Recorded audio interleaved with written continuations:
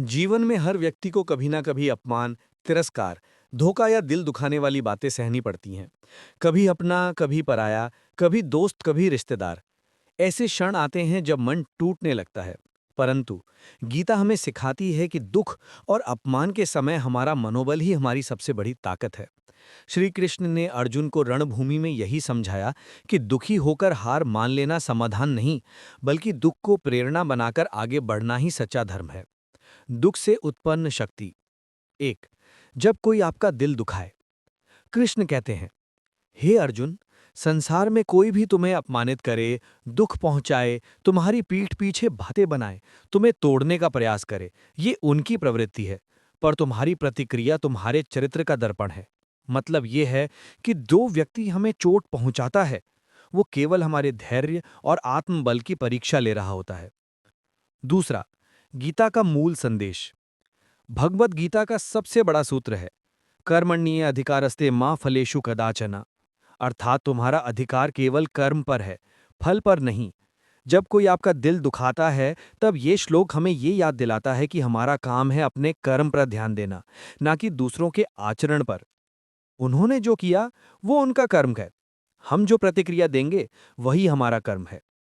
तीसरा, अपमान को अवसर में बदलो।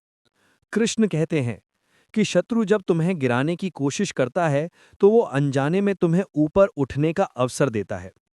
अगर कोई आपका दिल दुखाए, तो समझो कि ये आपके धैर्य को मजबूत करने की साधना है। ये आपको अपने भीतर के वीर को जगाने का समय है। चौथा, मन का नियंत्रण।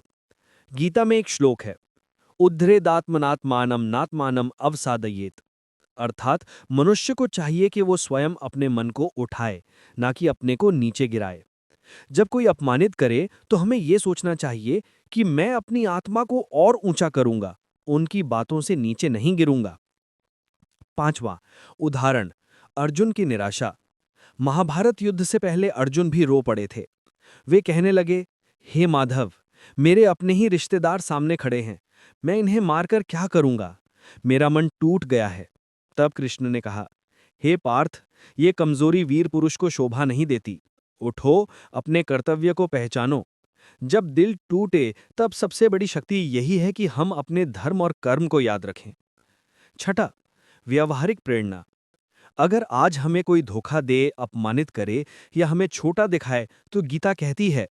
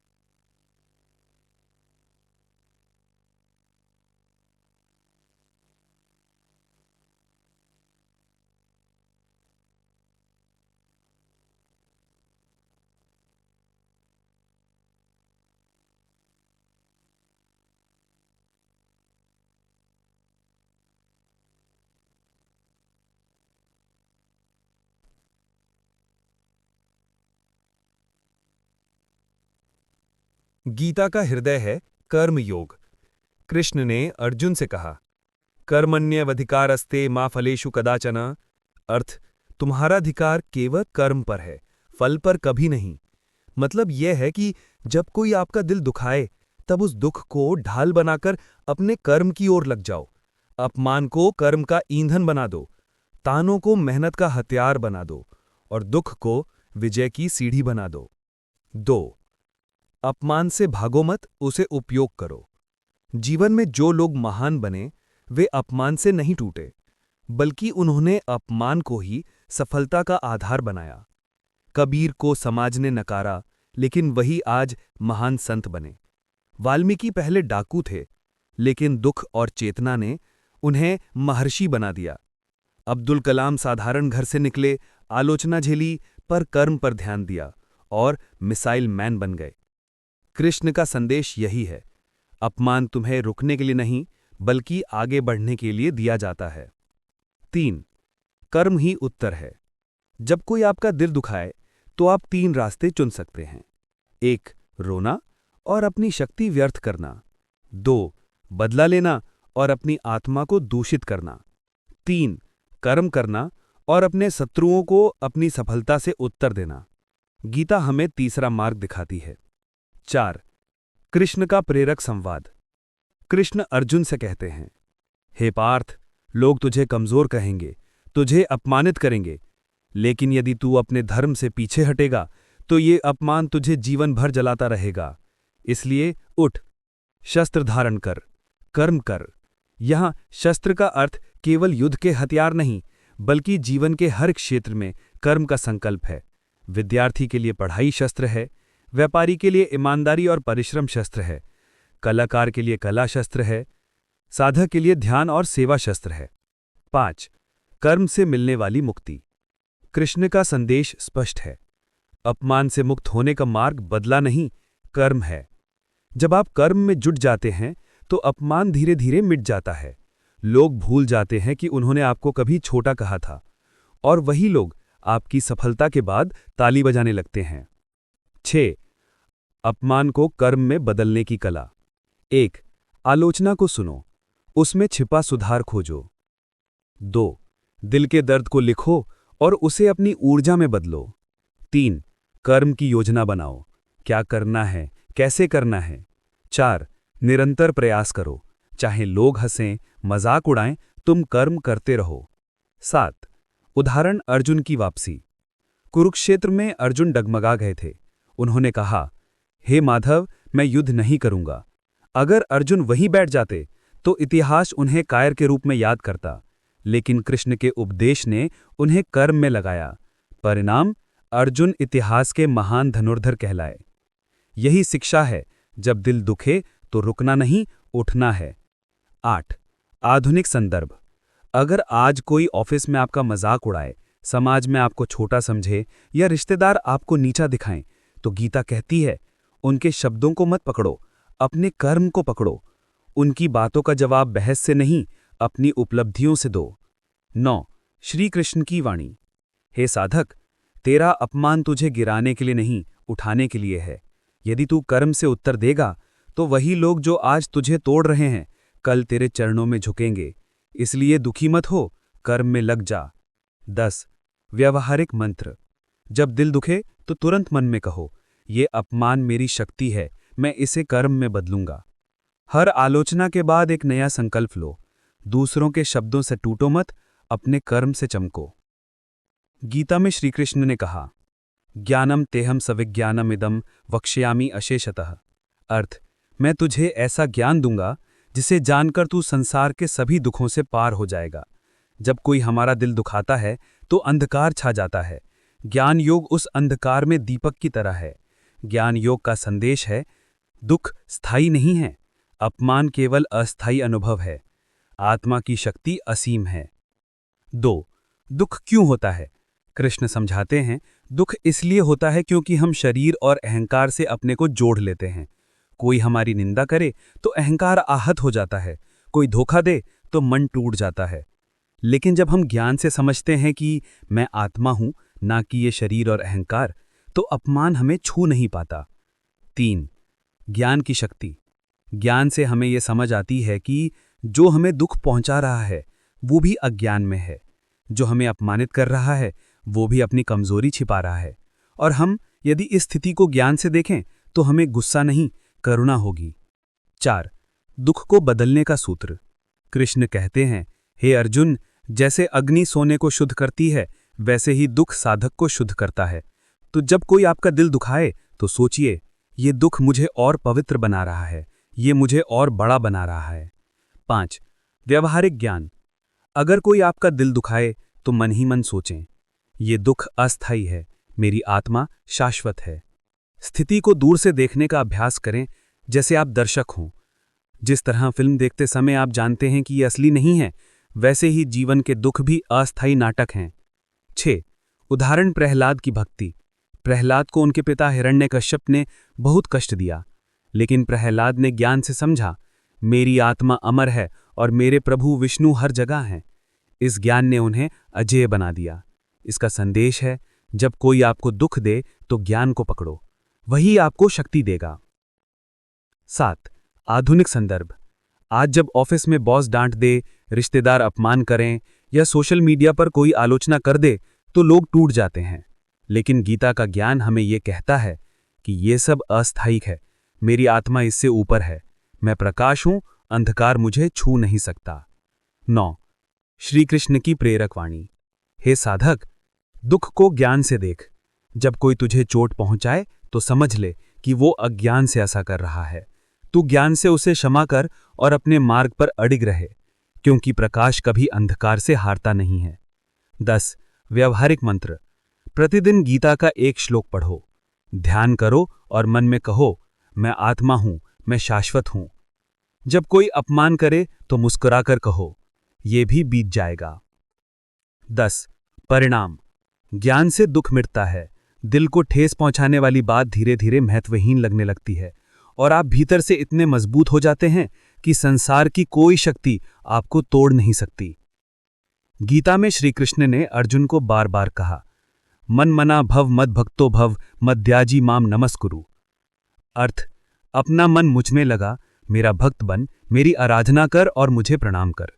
जब कोई हमारा दिल दुखाता है तो मन भारी हो जाता है। भक्ति योग हमें यह सिखाता है कि उस भारी मन को ईश्वर के चरणों में रख दो। जो दुख तुम अकेले नहीं उठा सकते उसे भगवान उठा लेंगे। 2. अपमान को भगवान को अर्पण करना। जब कोई हमें अपमानित करे, गाली दे या नीचा दिखाए तो हम तुरंत दुखी हो जाते हैं। लेकिन अगर उसी क्षण हम भीतर से कहें कि प्रभु, ये अपमान भी मैं आपको अर्पण करता हूं, तो दुख का बोझ हल्का हो जाता है। 3. मीराबाई का उदाहरण। मीरा को राजमहल में बहुत अपमान सहना पड़ा। लोग कहते, राजकुमारी होकर तू गली गली गाती फिरती है, ये तेरा धर्म नहीं। लेकिन मीरा ने हर अपमान को कृष्ण के चरणों में समर्पित कर दिया। उन्होंने कहा, मुझे संसार तिरस्कृत करे, पर मेरे कान्हा मुझे स्वीकारते हैं। परिणाम यह हुआ कि वही मीरा आज अमर भक्ति की प्रतिमा बन गई। 4. अपमान को भजन में बदलो। कृष्ण का संदेश है, जब कोई तुम्हारा दिल दुखाए तो गुस्सा मत करो, भीतर ही भीतर कोई मंत्र जपो, हरे कृष्ण कृष्ण कृष्ण हरे हरे। अपमान का दर्द भजन की धुन में घुल जाएगा। 5. दिल टूटे तो भक्ति जोड़ो। भक्ति योग सिखाता है, जो दुख मनुष्य नहीं सह सकता उसे भगवान के चरणों में रख दे। अगर किसी ने तुम्हें धोखा दिया तो कहो, हे कृष्ण, ये भी आपकी इच्छा है। अगर किसी ने तुम्हारा सम्मान छीना तो कहो, प्रभु, ये सम्मान भी आपका दिया हुआ था, आपने ले लिया। अगर किसी ने तिरस्कार किया तो कहो, हे माधव, मैं आपको अर्पित करता हूं। 6. अपमान में छिपा वरदान। कृष्ण कहते हैं, हे साधक, अपमान तुझे लोगों से दूर कर सकता है, पर मुझे और पास ले आता है। मतलब, जब दुनिया तुम्हें ठुकराती है तब ईश्वर तुम्हें और करीब बुलाते हैं। 7. व्यावहारिक साधना। हर दिन कम से कम 10 मिनट भजन या मंत्र जाप करो। जब कोई तुम्हारा दिल दुखाए तुरंत हे कृष्ण पुकारो। अपमान को भगवान को सौंप दो और खुद हल्का हो जाओ। 8. आधुनिक संदर्भ। आज के समय में जब ऑफिस में बॉस डांट देता है या सोशल मीडिया पर लोग ट्रोल करते हैं तो लोग टूट जाते हैं। लेकिन अगर आप भक्ति योग अपनाएंगे तो मुस्कुराकर कहेंगे, ये अपमान मेरा नहीं, मेरे भगवान का है, वो इसे संभाल लेंगे। 9. श्री कृष्ण की प्रेरक वाणी। हे भक्त, जब कोई तुझे चोट पहुंचाए तो उसका बोझ मत उठा, मुझे सौंप दे। मैं तेरा रक्षक हूं, मैं तेरा मित्र हूं। दुनिया चाहे तुझे ठुकरा दे, मैं तुझे कभी नहीं छोड़ूंगा। 10 परिणाम, अपमान अब भारी बोझ नहीं रहेगा, मन शांति पाएगा और धीरे धीरे तुम्हारा हर दुख भक्ति में बदल जाएगा। तब लोग कहेंगे कि ये व्यक्ति अपमान में भी मुस्कुराता है, इसमें जरूर कोई दिव्य शक्ति है। गीता में श्री कृष्ण कहते हैं, पत्रम पुष्पम फलम तोयम यो मे भक्तया प्रयच्छति तदहम भक्त्युपहृतम अश्नामि प्रयतात्मनः। अर्थात जो भक्त मुझे प्रेम से पत्र, पुष्प, फल या जल भी अर्पित करता है, मैं उसे प्रेमपूर्वक स्वीकार करता हूं।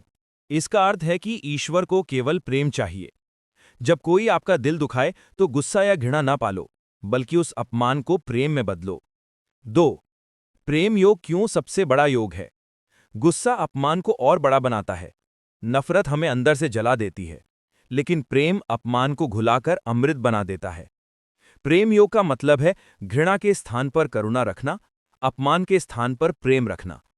3 अपमान में प्रेम कैसे संभव है? यह कठिन लगता है, लेकिन गीता यही सिखाती है। जिसने आपको अपमानित किया वो अज्ञान में है। उसने जो किया वो अपने स्वभाव से किया। अगर आप उसे प्रेम से देखेंगे तो आप स्वयं को ऊंचा उठा लेंगे। 4 प्रेम से जीत का उदाहरण, कृष्ण और शिशुपाल। शिशुपाल ने कृष्ण का बार बार अपमान किया, लेकिन कृष्ण ने 100 बार तक उसे क्षमा किया। ये उनके प्रेम और धैर्य का प्रमाण है। जब अपमान सीमा पार कर गया, तब धर्म की रक्षा के लिए कृष्ण ने उसका वध किया। ये दिखाता है कि प्रेम और क्षमा की भी मर्यादा होती है, लेकिन उसका आधार गुस्सा नहीं, धर्म होता है। 5 प्रेम योग की साधना, मन में द्वेष मत रखो। हर अपमानित व्यक्ति को यह सोचकर प्रेम दो कि ये भी ईश्वर का अंश है। दूसरों के दोष पर नहीं, उनके गुण पर ध्यान दो। 6 आधुनिक संदर्भ, आज सोशल मीडिया पर लोग एक दूसरे को गालियां देते हैं, रिश्तों में नफरत फैलती है, समाज में झगड़े होते हैं। अगर प्रेम योग अपनाया जाए तो हम दूसरों की आलोचना को भी मुस्कान से झेल सकते हैं, रिश्तों में दरार की जगह मिठास ला सकते हैं और अपमान करने वाले को भी प्रेम से बदल सकते हैं। 7 श्री कृष्ण की प्रेरक वाणी, हे साधक, घृणा से घृणा कभी नहीं मिटती, केवल प्रेम ही घृणा को जीत सकता है। जब कोई तुझे अपमानित करे तो तू गुस्से से नहीं, प्रेम से उत्तर दे। याद रख, मैं स्वयं प्रेम हूं, जो प्रेम में स्थित है वही मुझ में स्थित है। 8 व्यवहारिक मंत्र, अपमानित होने पर मन ही मन कहो, मैं प्रेम हूं, मैं कृष्ण का अंश हूं। दिन में एक बार किसी ऐसे व्यक्ति के लिए शुभकामना करो जिसने तुम्हें दुख पहुंचाया है। धीरे धीरे नफरत मिटेगी और प्रेम का भाव हृदय में भर जाएगा। 9 प्रेम से मिलने वाला परिणाम, अपमान अब चोट नहीं करेगा, दिल में करुणा और दया उत्पन्न होगी और आप पाएंगे कि जिसने आपको दुख दिया वही धीरे धीरे आपकी ओर आकर्षित होगा। 10 निष्कर्ष, प्रेम योग सिखाता है कि अपमान की आग को बुझाने का सबसे बड़ा साधन बदला नहीं, प्रेम है। प्रेम ही वो दिव्य शक्ति है जिससे अपमान भी अवसर बन जाता है। गीता के अंतिम अध्यायों में श्री कृष्ण कहते हैं, सर्वधर्मान परित्यज्य माम एकम शरणम व्रज, अहम त्वाम सर्व पापेभ्यो मोक्षयिष्यामि मा शुचः। अर्थात सब प्रकार के धर्मों को छोड़कर केवल मेरी शरण में आ जा, मैं तुझे सब पापों से मुक्त कर दूंगा, तू चिंता मत कर। यही गीता का सबसे बड़ा संदेश है, समर्पण। जब दिल टूटे, जब अपमान असहनीय हो जाए, जब जीवन बोझ लगे, तो एक ही उपाय है, संपूर्ण रूप से भगवान को समर्पण। 2 समर्पण क्यों जरूरी है? क्योंकि हम हर दुख अकेले नहीं उठा सकते, क्योंकि अपमान की आग कभी कभी बहुत गहरी होती है, और क्योंकि मानव की शक्ति सीमित है लेकिन भगवान की शक्ति असीम है। इसलिए कृष्ण कहते हैं, मेरी शरण में आ जा, मैं तुझे संभाल लूंगा। 3 समर्पण की प्रक्रिया, समर्पण का अर्थ हार मानना नहीं है, बल्कि मन का बोझ भगवान उठा लेते हैं, दिल में शांति आ जाती है। अपमान, दुख और तिरस्कार अब चोट नहीं करते, बल्कि साधना बन जाते हैं। 8 श्री कृष्ण की प्रेरक वाणी, हे साधक, तू अकेला क्यों रोता है? मैं तेरे साथ हूं, मुझे अपना मित्र मान, मुझे अपना रक्षक मान। अपना दुख मुझे सौंप दे, मैं तुझे संभालूंगा, तुझे मुक्त करूंगा, तुझे फिर कभी डरने की आवश्यकता नहीं। 9 व्यवहारिक मंत्र, हर सुबह उठकर कहो, हे कृष्ण, आज का दिन मैं आपको समर्पित करता हूं। जब कोई दिल दुखाए तुरंत मन ही मन कहो, ये अपमान भी कृष्ण को अर्पण। रात को सोने से पहले प्रार्थना करो। आज का सारा दुख, सारा दर्द प्रभु आपके चरणों में।